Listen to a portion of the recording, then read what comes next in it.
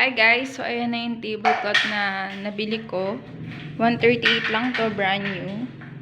Then nilagyan ko lang siya ng plates. Ito naman nabili ko sa rummage sale, brand new din. 15 pesos isa. Kasi ito ay 10. So 55. Ito naman may candle, scented candle yan. Binili ng kapatid ko online. Nasa 28 or basta less than 30 pesos yan. Isa. Kasi ito yung Ponsensya, binili ko rin sa rummage sale yan. Hindi ko na matandaan kung 30 or 50. Kasi ito sa sister-in-law ko to, pati to. Yan. So ito, meron din yung kapatid ko binili online. So tinakloban lang niya yung mono chair. Mono black chair pala. So ayan, pag tinanggal mo yan, ayan yung itsura niyan.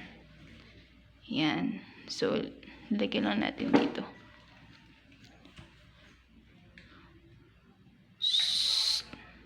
Naku, masisira.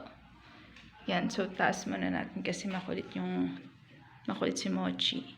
So, yan lang guys. Simple lang siya. Pairing for Christmas or this coming New Year. Tapos na yung Christmas, so for this New Year. Yan, share ko lang yung simpleng design.